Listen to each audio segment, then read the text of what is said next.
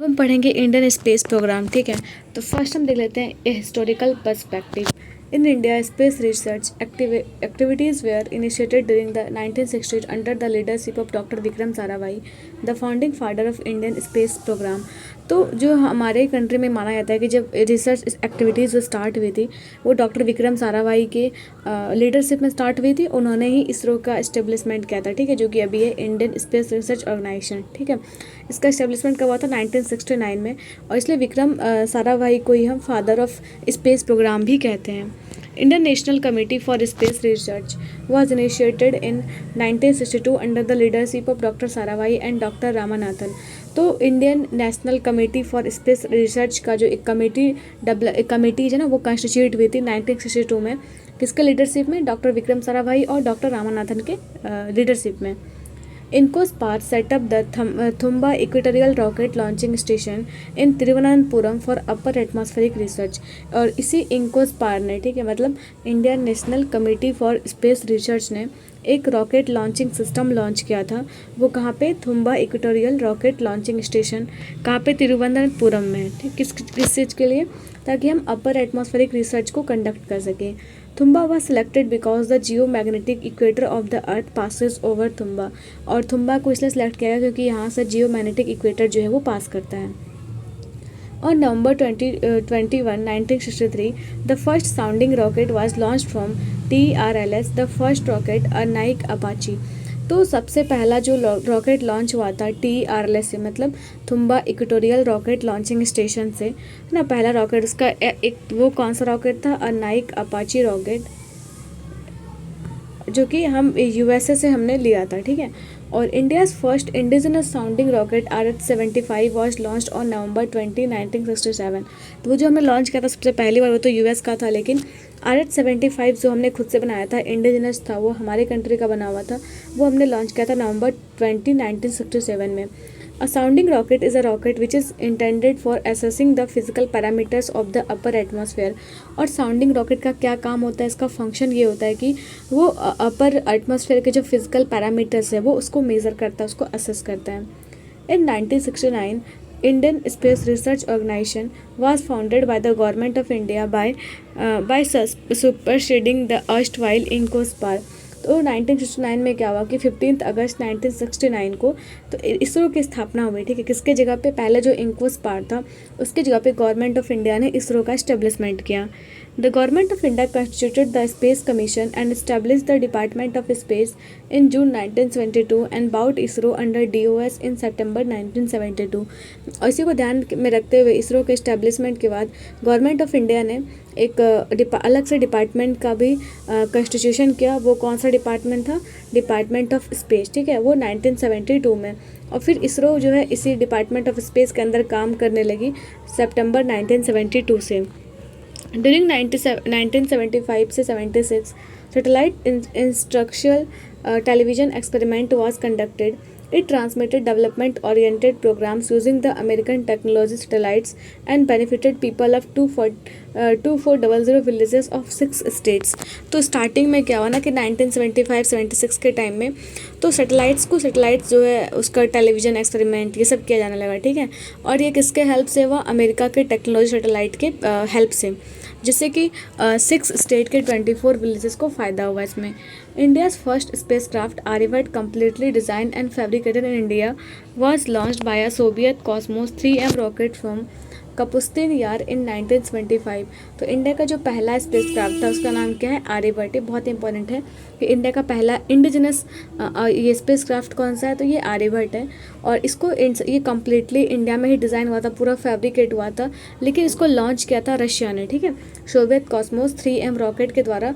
कहाँ पे? कपुस्तिन यार में 1975 में। India developed her first launch vehicle SLV-3 which had it successfully placed Rohini satellite in orbit in 1980। ये तो रशिया के हेल्प से हमने लॉन्च किया था आर्यभट्ट को, लेकिन हमने पहला जो खुद का लॉन्च व्हीकल जो बनाया, ठीक है, वो कौन सा था? SLV-3।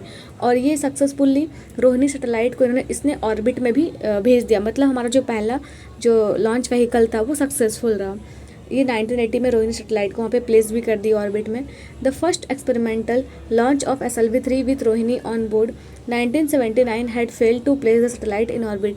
लेकिन इसके पीछे एक और भी चीज़ है कि SLV-3 जो है वो पहली बार में रोहिणी को वहाँ पे ऑर्बिट में फिक्स नहीं कर पाया, ठीक है। एक बार ये अटैम्प्ट फेल हो गया था, ये 1979 में हुआ था, बट हमने अगले साल ही इसको सही करके हमने इसको SLV-3 के हेल्प से रोहिणी को वहाँ पे ऑर्बिट में प्लेस कर दिया। During the experimental phase of 1980s, Bhaskara 1 and 2 mission were pioneering steps in the remote sensing area, where Ariane passenger payload experiment became the forerunner for the future communication satellite system. तो जब सब कुछ rocket launching vehicle है ना, पूरा इसरो का भी इस टाइम इनिशियल पीरियड ही था, तो एक्सपेरिमेंटल फेज़ के टाइम में क्या हुआ कि हमने दो रिमोट सेंसिंग एरियाज़ में मतलब सैटेलाइट लॉन्च किए, लाइक भास्करा 1 and 2, किस चीज़ के लिए, ताकि जो है एरियन पैसेंजर पेलोड एक्सपेरिमेंट हो सके। कैसे कोई सैटेलाइट जो है वो कुछ सामान कैरी करके ले जाए, चाहे कैमरा हो, है ना, ये सब कुछ कैरी कर पाए, पेलोड को कैरी कर पाए। In April 1984, the first Indo-Soviet manned space mission was launched. Rakesh Sharma became the first Indian citizen to go into space. He flew aboard the Soviet rocket Soyuz T-11 as a part of 3-member Soviet Indian crew. तो 1984 में हम India और Soviet union मतलब Russia के बीच agreement के बाद India से कोई फर्स्ट पर्सन बने जो कि स्पेस में गए थे, ठीक है। उनका नाम क्या था? राकेश शर्मा। सबसे पहले वो तो गए फॉरेन, ठीक है, सोवियत यूनियन, फिर वहाँ से रॉकेट सोयूज T-11 से 3 अदर क्रू मेंबर के साथ वो लैंड किए थे स्पेस में। During the operational phase of 1990s, India developed major space infrastructure under 2 broad classes. उसके बाद जब हमारा मतलब इनिशियल फेज़ में हमने 1990s में इंडिया ने खुद का अपना पूरा स्पेस इंफ्रास्ट्रक्चर को तैयार किया 2 फेजेस में। एक तो है Indian national satellite system for communication, broadcasting and metrology. तो हम कह सकते हैं कि अगर ये इन्फॉर्मेशन के लिए, कम्युनिकेशन के लिए, ब्रॉडकास्टिंग के लिए, मेट्रोलॉजी के लिए हमने क्या बनाया? इंडियन नेशनल सैटेलाइट सिस्टम, ठीक है। और दूसरा क्या है कि Indian remote sensing satellite system for monitoring and management of natural resources and disaster management support. इसके अलावा हमने एक और सिस्टम बनाया, वो कौन सा है? इंडियन रिमोट सेंसिंग सैटेलाइट, ठीक है। और ये किस लिए? ये ताकि हम अपने नेचुरल रिसोर्सेज के ऊपर ध्यान रख सकें, डिजास्टर मैनेजमेंट में सपोर्ट प्रोवाइड कर सकें। The development and operationalism of a polar satellite launch vehicle and geosynchronous satellite launch vehicle were significant achievement during that period. और ये 1990s के पीरियड में ही इंडिया ने अपना खुद का launch vehicle, polar satellite launch vehicle जो कि PSLV है, और geosynchronous satellite launch vehicle GSLV, दोनों को खुद उस टाइम बना लिया था, ठीक है, जो कि हमारा बहुत ही सिग्निफिकेंट अचीवमेंट था। India successfully sent its Chandrayaan-1 spacecraft to the moon in November 2008 to explore the lunar surface. तो मून के सरफेस को एक्सप्लोर करने के लिए इंडिया ने पहला जो अपना मिशन भेजा Chandrayaan-1 2008 में भेजा था, नवंबर 2008 में, ठीक है। In September 2014, India successfully placed an unmanned spacecraft in an orbit around planet Mars. इसके अलावा सितंबर 2014 में इंडिया ने सक्सेसफुली अनमैन्ड स्पेसक्राफ्ट को प्लेनेट के मार्स के ऑर्बिट में प्लेस कर दिया था। इन जुलाई 2019, India launch Chandrayaan-2, its second lunar exploration mission. After Chandrayaan-1, it comprised an orbiter, lander and rover to explore the unexplored south pole of the moon. और जुलाई 2019 में India ने फिर से Chandrayaan-2 को लॉन्च किया था, जो कि इंडिया का सेकेंड लूनर एक्सप्लोरेशन था, मतलब मून के को एक्सप्लोर करने के लिए दूसरा सैटेलाइट था Chandrayaan-1 के बाद, जो इसमें कि ऑर्बिटर लगा हुआ था, रेंडर, इसमें कि विक्रम लैंडर था, आपने सुना ही होगा, काफ़ी चलाती उस टाइम बहुत ही न्यूज़ में था, ठीक है। और रोवर को भी आया था ताकि हम मून के जो साउथ पोल है उसको एक्सप्लोर कर पाएँ। नेक्स्ट हम आगे बढ़ते हैं अब ऑर्गेनाइजेशनल सेटअप के बारे में। First space commission of India. The Space commission formulates the policies and oversees the implementation of the Indian space program by the Department of Space through the ISRO and other associated institutions including। तो जो ये space commission of India है ना, वो ये चीज़ को देखते हैं कि कैसे कौन कौन सी पॉलिसीज़ है, कैसे उसको इम्प्लीमेंट किया जा रहा है इसरो के द्वारा या फिर डिपार्टमेंट ऑफ स्पेस के द्वारा, ठीक है। और ये स्पेस कमीशन ऑफ इंडिया ये अकेले ही काम नहीं करती, इसके साथ और भी ऑर्गेनाइजेशन है जो कि काम करती है, ठीक है। तो यहाँ पे देख लेते हैं। नेक्स्ट हमारे पास है कि एक है हमारे पास लेबोरेटरी, वो है फिजिकल रिसर्च लेबोरेटरी जो कि अहमदाबाद में, ठीक है। नेशनल एटमॉस्फेरिक रिसर्च लेबोरेटरी जो कि तिरुपति में है।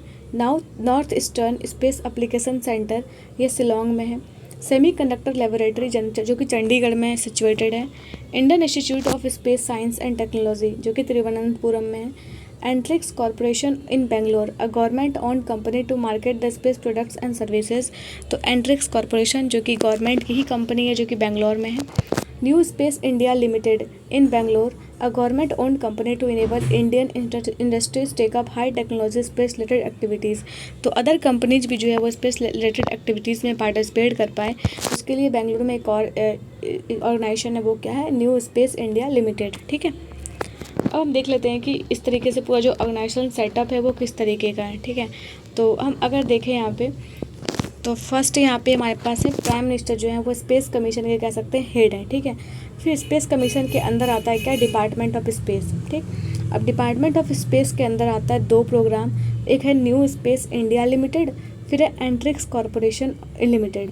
अब एंट्रिक्स कॉरपोरेशन लिमिटेड में भी ये 6 चीज़ें काम करती है।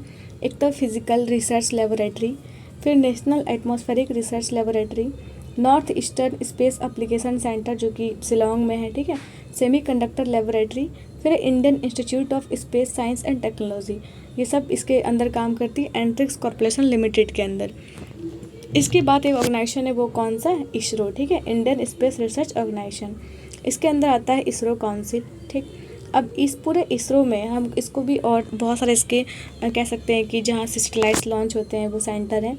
एक तो है Vikram Sarabhai space centre, liquid propulsion system centre, Satish Dhawan centre, UR Rao satellite, ठीक है, space application centre, national remote sensing centre और ह्यूमन स्पेस फ्लाइट सेंटर।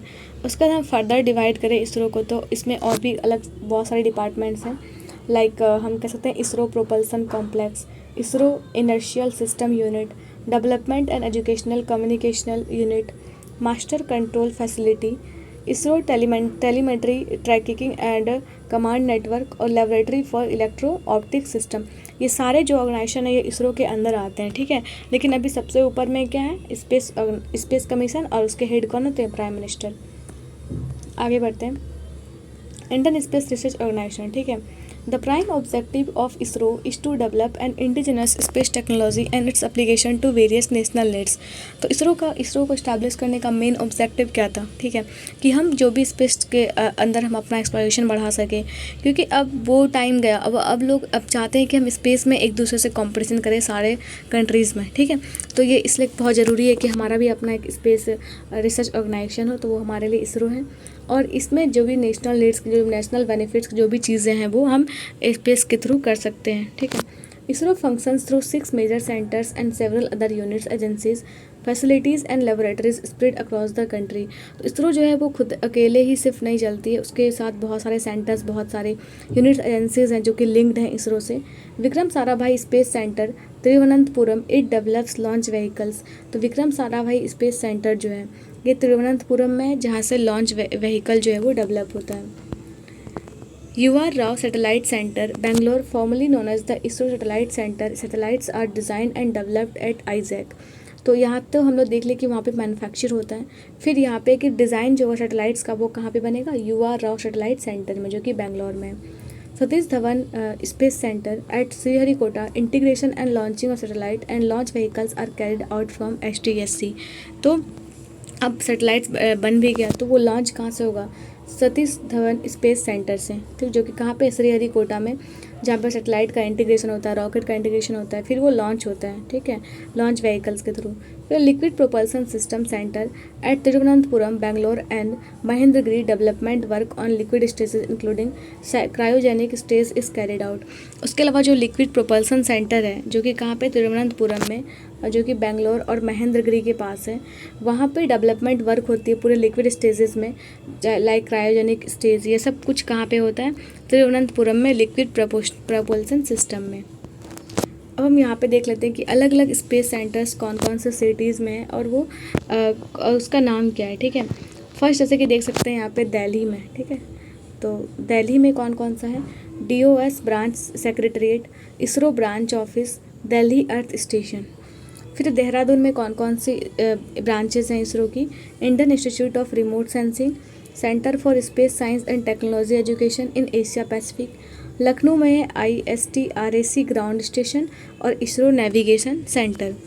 अगर हम देखें चंडीगढ़ में, तो चंडीगढ़ में क्या है, सेमी कंडक्टर लेबोरेटरी, इसको SCL भी कह सकते हैं।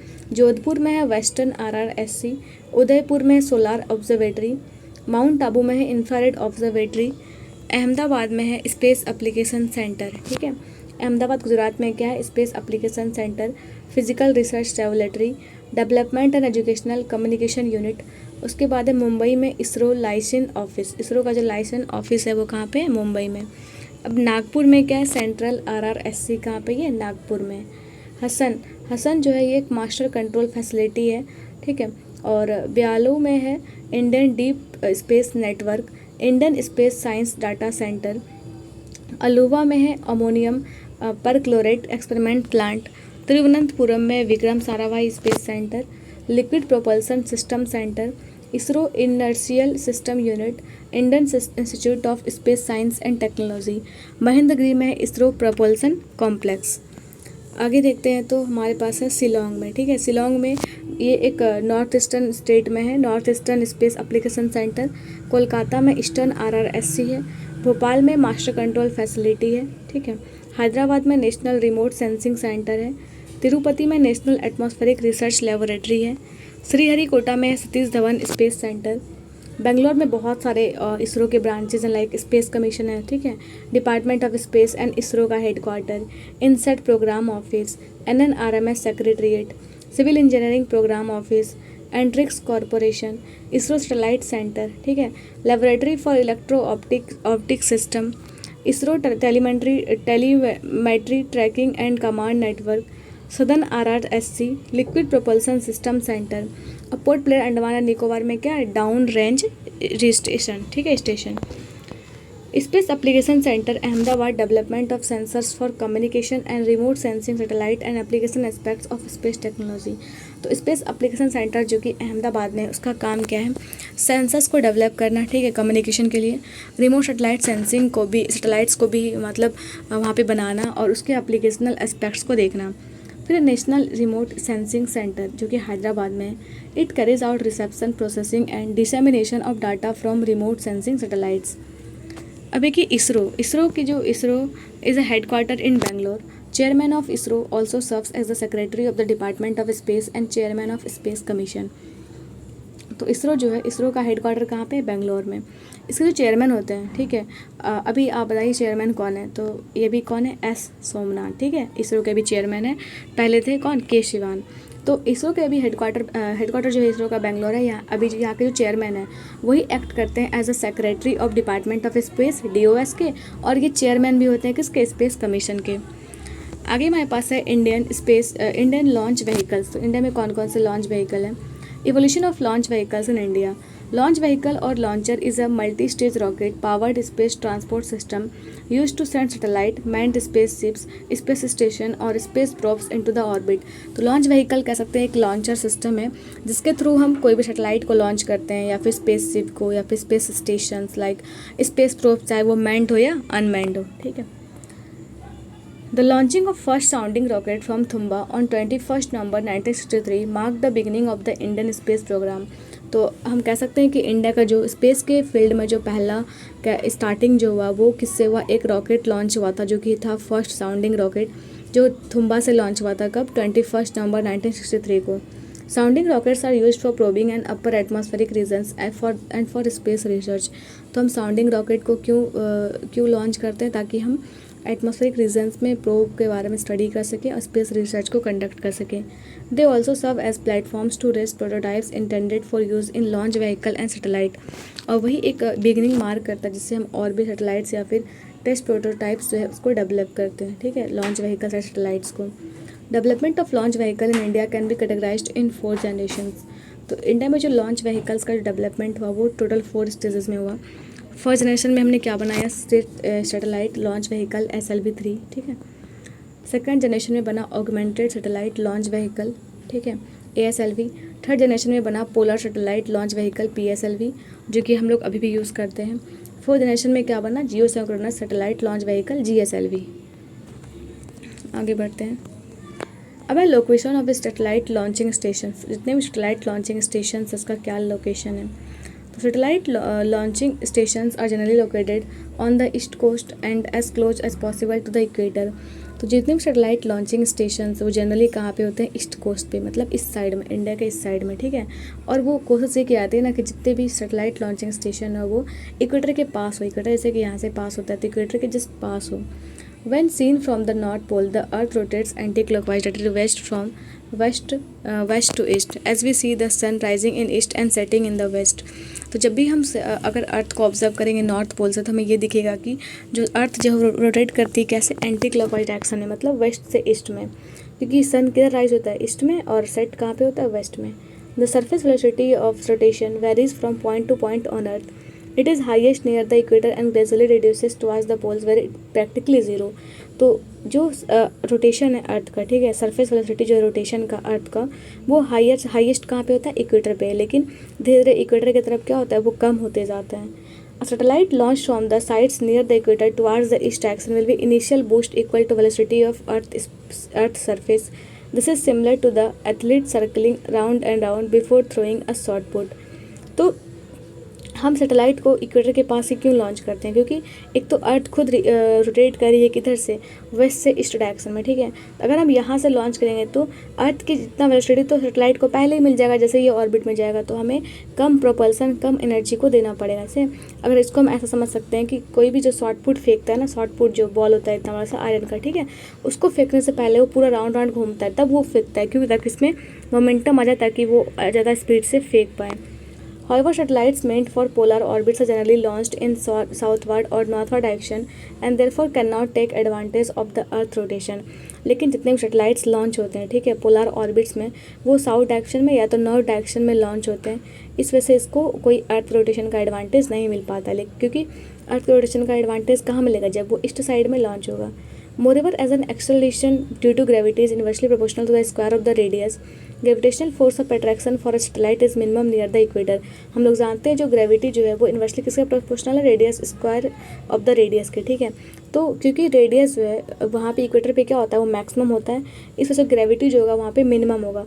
जब ग्रेविटी मिनिमम होगा तो वहाँ पे जो फोर्स है ना कम लगेगा, इस वजह से हम इक्वेटर से लॉन्च करना ज़्यादा प्रीफर करते हैं।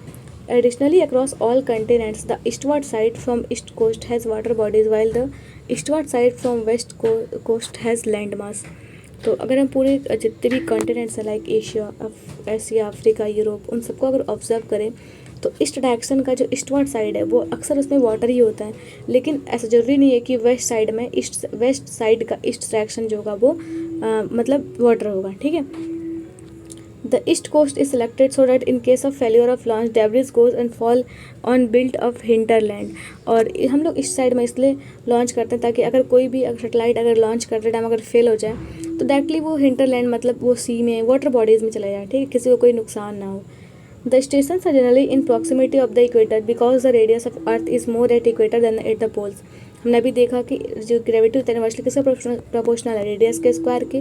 रेडियस बढ़ेगा तो क्या ग्रेविटी घटेगा, इसलिए रेडियस इक्वेटर पे क्या होता है, मैक्सिमम होता है। तो हम प्रीफर करते हैं कि जी के वैल्यू को कम करने के लिए हम सैटेलाइट जो है वो इक्वेटर के पास से ही लॉन्च करें। Satish Dhawan space Centre at Sriharikota is a rocket launch center operated by Indian Space Organization। It is located in Sriharikota in Andhra Pradesh. तो सतीश धवन स्पेस सेंटर जो है जो कि श्रीहरिकोटा में है, और ये कौन ऑपरेट करता है, इंडियन स्पेस रिसर्च ऑर्गेनाइजेशन, ठीक है, ये श्रीहरिकोटा आंध्र प्रदेश में है। अब हम देख सकते हैं डायग्राम के थ्रू कि कैसे इवोल्यूशन हुआ लॉन्च व्हीकल्स का, ठीक है, इंडिया में। तो फर्स्ट हमारे पास क्या था, SLV-3 जो कि हमारा पहला लॉन्च व्हीकल था। इसका जो हाइट था, ठीक है, ये हाइट था 22.7 मीटर। लिफ्ट ऑफ वेट, कितना वेट उठा सकता था ये, 17 टन। प्रोपल्सन क्या था उसमें, मतलब कह सकते हैं ये इसका फ्यूल क्या था, सारा सॉलिड। पेलोड मास कितना था, 40 kg का, मतलब ये 40 kg के ही पेलोड को उठा के ले जा सकता था। ऑर्बिट कहाँ पे इससे प्लेस कर सकते थे हम, लो अर्थ ऑर्बिट में। फिर हमने क्या बनाया, ASLV, ठीक है, जो कि इसका हाइट कितना था 23.5 मीटर। इसका लिफ्ट ऑफ वेट था 39 वेट, जैसे कह सकते हैं कि डबल, जस्ट डबल हो गया। प्रोपल्सन इसमें भी सॉलिड था। पेलोड मास कितना था 150 kg। यहाँ पे ऑर्बिट कौन सा था, लो अर्थ ऑर्बिट, ठीक है। अब है PSLV XL। तो PSLV XL जो हमने लॉन्च किया था, इसका हाइट था 44 मीटर। लिफ्ट ऑफ वेट है 320 टन। प्रोपल्सन इसमें कौन कौन सा यूज होता है, सॉलिड और लिक्विड दोनों फ्यूल का यूज़ हुआ था। पेलोड मास था इसका 1860 kg, ऑर्बिट 475 किलोमीटर है ना, जो कि सन के सिंक्रोनस पोलर ऑर्बिट होता है। अब है हमारे पास कि ये हम इसको यहाँ पे हम इससे इस ऑर्बिट से सेटेलाइट को हम यहाँ से ट्रांसफ़र भी कर सकते थे जियो सिंक्रोनस ट्रांसफ़र ऑर्बिट में। अब है GSLV Mk2, इसका हाइट था 49 मीटर और इसका लिफ्ट ऑफ वेट था 414 टन। प्रोपल्सन था इसमें सॉलिड, लिक्विड और क्रायोजेनिक, ठीक है। इसका पेलोड मास 2200 kg।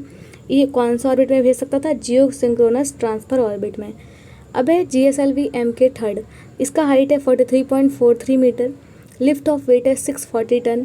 प्रोपल्सन इसमें कौन कौन सा यूज होता है, सॉलिड, लिक्विड और क्रायोजेनिक। इसके पेलोड का मास कितना हो सकता है, 4000 kg। ऑर्बिट कौन सा, जियो सिंक्रोनस ट्रांसफ़र ऑर्बिट, ठीक है। तो हम लोग देख सकते हैं कैसे हमने धीरे धीरे इंप्रूवमेंट किया, धीरे धीरे अच्छे लॉन्च व्हीकल्स का हमने बनाया, ठीक है। तो फर्स्ट हमारे पास satellite launch vehicle SLV। Satellite Launch Vehicle 3 SLV-3 was the India's first experimental satellite launch vehicle। तो इंडिया का जो पहला एक्सपेरिमेंटल लॉन्च व्हीकल था वो कौन सा था, SLV-3, ठीक है। It was on all solid fuel, 4-stage vehicle capable of placing 40 kg class payload in low Earth orbit.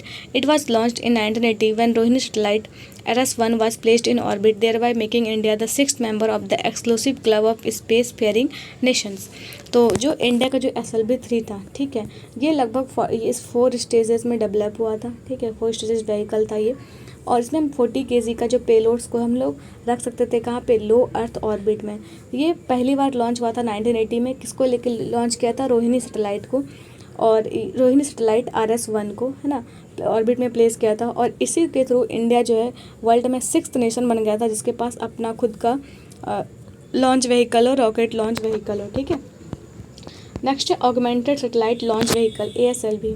The ASLV program was designed to augment the payload capacity to 150 kg for low Earth orbits। तो ASLV programme को क्यों design किया गया था, ताकि हम जो payload का जो वेट है उसको 150 kg तक कर सकें और उसको कहाँ तक पहुँचा सके, लो अर्थ ऑर्बिट्स में। The ASLV is 5 stage all solid propellant vehicle. तो ये जो SLV था ये 4 स्टेज था और ये कितना है, 5 स्टेज, ठीक है। यहाँ पे भी जितने सॉलिड प्रोपेलेंट ही यूज़ होते हैं। After 2 earlier failures, ASLV D3 successfully put SROS-C into an orbit on May 20, 1992। तो पहले स्टार्टिंग में ASLV में 2 हमने फेलियर देखे, ठीक है, लेकिन ASLV D3 जो हुआ वो सक्सेसफुल हो गया और उसने SROS-C को 106 kg के पेलोड को ऑर्बिट में जाके प्लेस किया 20 मई 1992 में। अब stages of launch vehicle. Launch vehicles have to gain escape velocity of about 30,000 kilometre per hour to place a spacecraft into orbit around earth. अगर कोई भी लॉन्च व्हीकल को, किसी भी सैटेलाइट, किसी भी रॉकेट को अगर अर्थ के ऑर्बिट में प्लेस करना है तो उसको 30,000 किलोमीटर पर आवर का escape velocity को गेन करना होगा। Similarly, to escape Earth's gravitational pull entirely and head into deep sea, a launcher needs to attain the escape velocity of 40,000 kilometre per our. अगर अर्थ के ग्रेविटेशनल पुल को counter कर करके पूरा अगर हमें डीप स्पेस में जाना है किसी भी सैटेलाइट को, किसी भी रॉकेट को, तो हमें कितना देना पड़ेगा, इसके velocity 40,000 kilometre per our. The most efficient way for launch vehicle to reach these speeds is to use staged rockets or rockets divided into different stages, one atop another। अगर हमें इसके वेलोसिटी को अगर गेन करना है, ठीक है, इसके लिए बेस्ट मेथड क्या है कि हम रॉकेट्स को अलग अलग स्टेजेस पे भेजें, ठीक है, अलग अलग एक दूसरे के ऊपर सारा जो सिस्टम है वो पूरा इंटीग्रेटेड ना हो के क्या हो, डिवाइडेड हो। According to the requirement of launching a satellite based on weight, type of orbit and distance from Earth, launch vehicles are designed with several stages। तो अगर हमें ये डिपेंड करता है कि हम, क्योंकि एक लॉन्चर से हम एक ही बार बहुत सारे सैटेलाइट को हम लॉन्च कर सकते हैं, तो उसमें स्टेजेस बना होता है कि हम कौन से ऑर्बिट में किसको डालना है, ठीक है, कितने डिस्टेंस पे डालना है। तो इस तरीके से हम अलग अलग स्टेजेस में डिज़ाइन किया जाता है लॉन्च व्हीकल को। तो फर्स्ट स्टेज में क्या होता है, the first stage is task to provide initial thrust needed to overcome earth gravity. तो जो सैटेलाइट या फिर लॉन्चर का जो फर्स्ट स्टेज होता है ना, वो क्या प्रोवाइड करता है, अर्थ की ग्रेविटी को काउंटर करने के लिए थ्रस्ट प्रोवाइड करता है।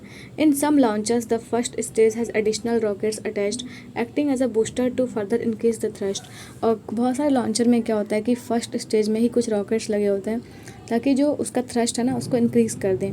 When the first stage fuels are used up, it is detached from the remaining parts of the launch vehicle and falls back to earth, generally into the ocean or sparsely populated area.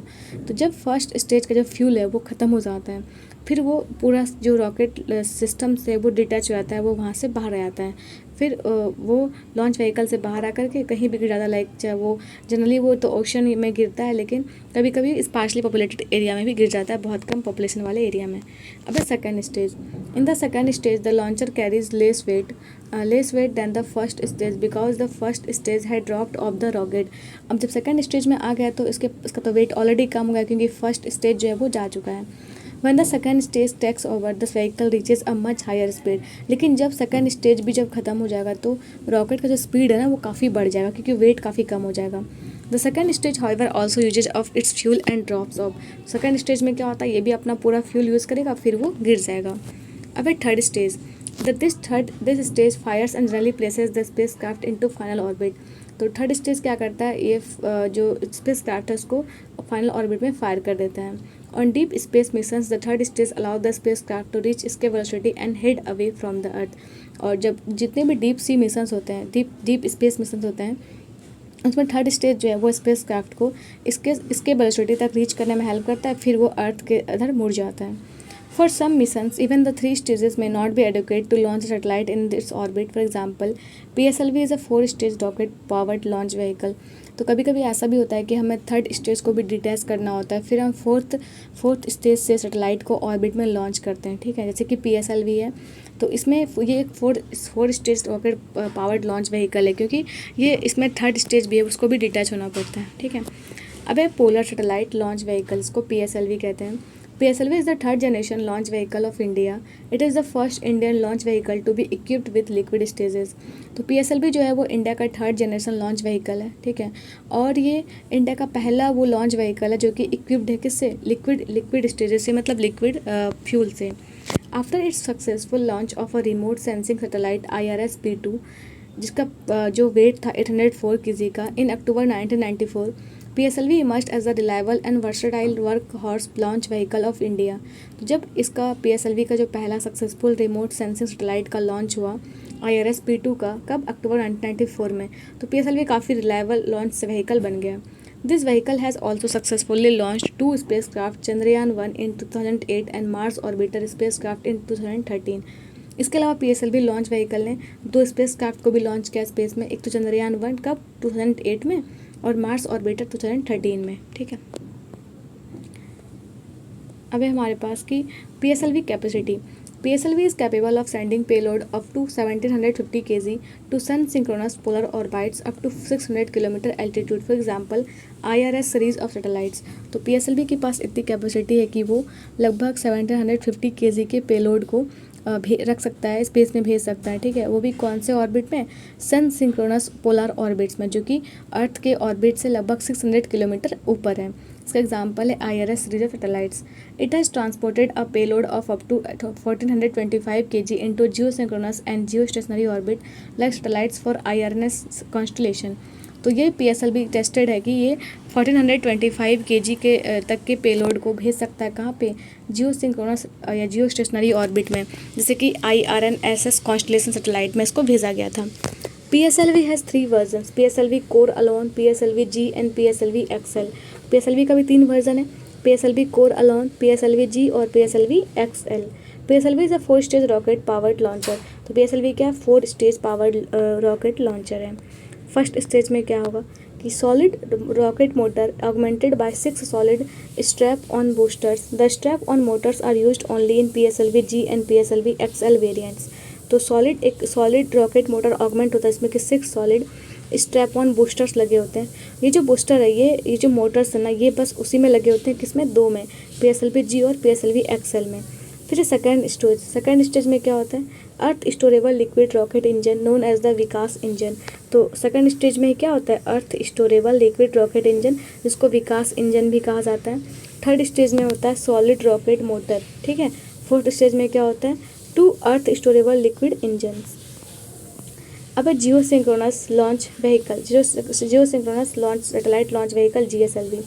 GSLV is a fourth generation and 3 stage launch vehicle. तो GSLV क्या है, ये एक fourth generation launch vehicle है और ये 3 stages में होता है, ठीक है। GSLV Mark II is one of the largest launch vehicles developed by India. The indigenously developed cryogenic upper stage forms the third stage of GSLV Mk2। तो GSLV Mark II जो है वो इंडिया का लार्जेस्ट डेवलप्ड लॉन्च व्हीकल है, ठीक है, जो कि इंडिजिनली इंडिया ने डेवलप किया है और इसका जो क्रायोजेनिक अपर स्टेज है वो थर्ड स्टेज बनाता है GSLV Mk2 का। अब GSLV Mk2 कैपेसिटी, ये जो है ये पेलोड कैरी कर सकता है 2500 kg तक का, कहाँ पे, जियोसिंक्रोनस ट्रांसफर ऑर्बिट्स में। और GSLV's primary payloads are INSAT class of communication satellites that operates from the geostationary orbit. और GSLV नॉर्मली कम्युनिकेशन सैटेलाइट्स को लॉन्च करता है लाइक इनसेट क्लास का, और ये कहाँ पे इसको प्लेस करता है, जियो स्टेशनरी ऑर्बिट्स में।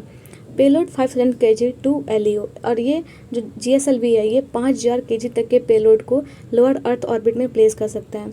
GSLV's capacity of placing of up to 5 tons in low earth orbits broadens the scope of payloads from heavy satellites to multiple smaller satellite।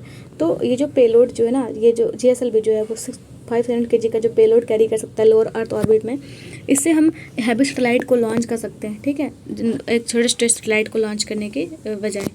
अभी GSLV Mk2 इसे three stage rocket powered launcher. तो GSLV Mark II जो है ये 3 stage rocket powered launcher है। इसमें first stage में क्या होता है, solid rocket motor augmented by 4 liquid strap ऑन्स।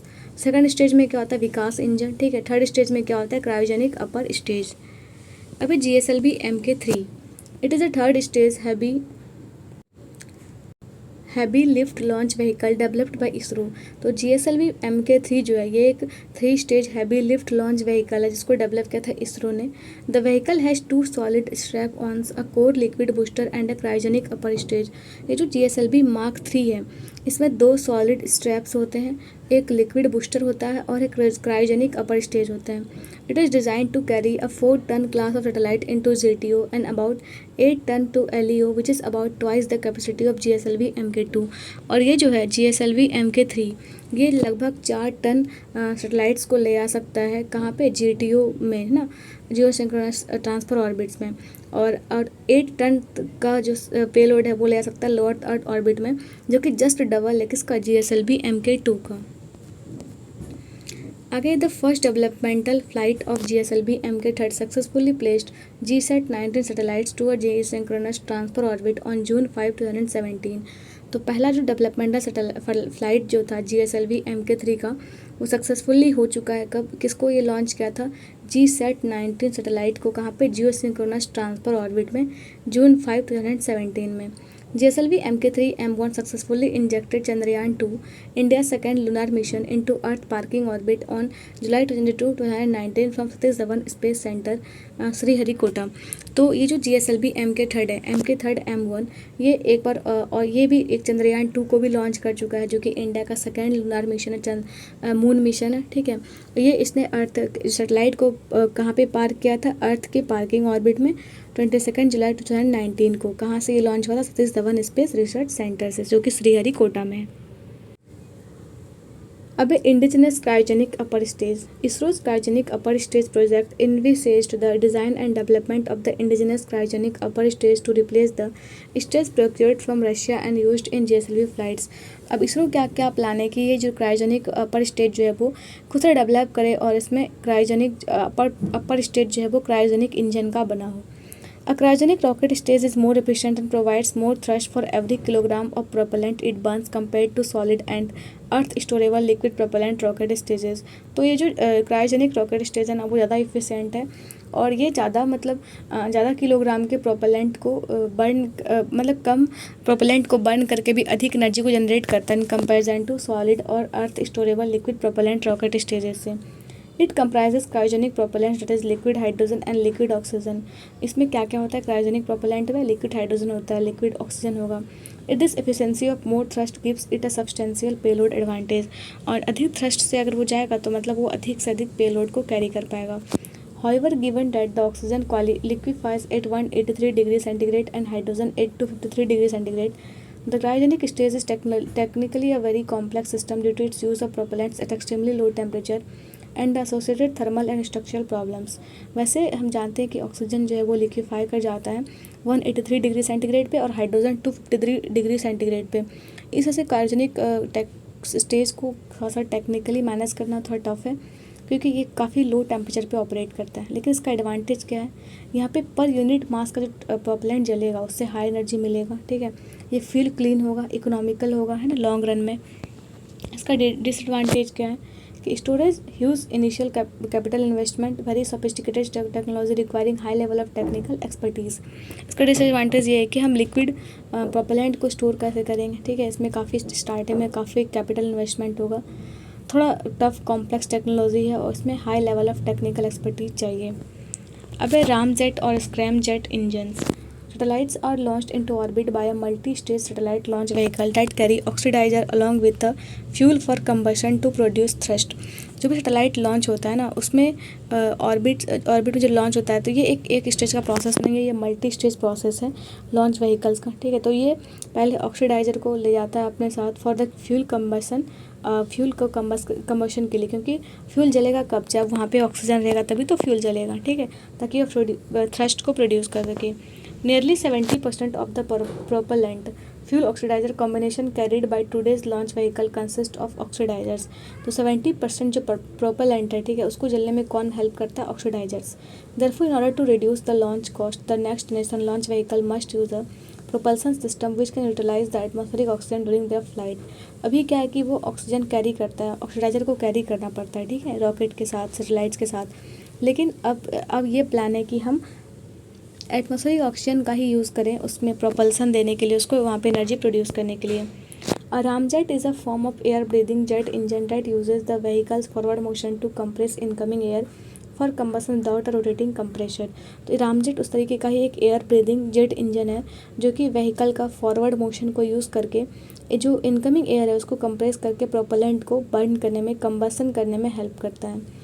A scramjet supersonic combustion ramjet engine is an improvement over the ramjet engine in which the air flow through the engine remains supersonic or greater than the speed of sound। अब scramjet engine क्या है, ये एक ramjet engine का ही कह सकते हैं advance version है, जहाँ पे जो एयर फ्लो होता है इंजन के थ्रू, ठीक है, वो सुपरसोनिक रहता है, मतलब या तो साउंड के स्पीड से ज़्यादा रहता है। Scramjet engine uses hydrogen as fuel and oxygen from the atmospheric air as the oxidiser. Scramjet engine जो है ये फ्यूल के फॉर्म में हाइड्रोजन को यूज़ करता है और ऑक्सीजन को, एटमॉस्फेरिक ऑक्सीजन को यूज़ करता है किसके लिए, ऑक्सीडाइजर के फॉर्म में। नेक्स्ट है हमारे पास the first experimental mission of ISRO's scramjet engine towards the realisation of an air breathing propulsion system was successfully conducted in 2016 from Satish Dhawan space centre Sriharikota. तो जो पहला एक्सपेरिमेंटल मिशन हुआ था इसरो का, ठीक है, स्क्रैमजेट इंजन के थ्रू, है ना, कि कैसे हम एयर ब्रीदिंग प्रोपल्सन सिस्टम का यूज़ कर सकते हैं, ये 2016 में इसको किया गया था successfully Satish Dhawan space centre से। With this flight critical technology such as the ignition of air breathing engines at supersonic speed, holding the flame at supersonic speed, air intake mechanism and fuel injection system have been successfully demonstrated. इस पूरे launch में ये चीज़ check किया गया था कि कैसे flight के साथ हम कैसे क्रिटिकल टेक्नोलॉजीज़ को मैनेज करेंगे, एयर ब्रीदिंग इंजन जो है वो कैसे मैनेज होगा, ठीक है, फ्लेम जो है सुपरसोनिक स्पीड का वो कैसे मैनेज होगा, कैसे एयर इनटेक मैकेनिज्म को मैनेज करेंगे। तो इस तरीके से पूरा जो है वो सारा टेक्नोलॉजी वो डेमोन्स्ट्रेट किया गया था। India is the 4th country to demonstrate the flight testing of a scramjet engine. तो इस इंडिया जो है वो पूरे वर्ल्ड में 4th कंट्री है जिसने कि स्क्रैमजेट इंजन का टेस्टिंग किया, फ्लाइट टेस्टिंग, ठीक है। अब रीयूजेबल लॉन्च व्हीकल, इसको RLV कहते हैं। The reusable launch vehicle technology demonstrator is a hybrid vehicle that combines the technologies of aircraft and launch vehicle. तो रीयूजेबल लॉन्च व्हीकल टेक्नोलॉजी का क्या मतलब है कि हम एक ही रॉकेट लॉन्चर से बार बार बहुत सारे हम सैटेलाइट्स को, बहुत सारे हम स्पेसक्राफ्ट को लॉन्च कर पाएँ। ये एक हाइब्रिड मॉडल है किसका, एक एयरक्राफ्ट और लॉन्च व्हीकल का। The main objective of the RLV-TD are to reduce the cost of launch by increasing reusability and to increase reliability by achieving a 2-stage to orbit capacity। तो इसका जो main objective है reusable launch vehicle का कि हम इसको cost effective बना सके, कम से कम कॉस्ट में सैटेलाइट को ऑर्बिट में पहुँचाया जा सके, है ना। और तो इससे क्या होगा कि कॉस्ट कम होगा और रीयूजेबिलिटी जो बढ़ेगा, ठीक है, इस तरीके से हम इसको और अधिक इफिशिएंट बना पाएंगे। नेक्स्ट हम पढ़ेंगे इंडियन सैटेलाइट्स के बारे में।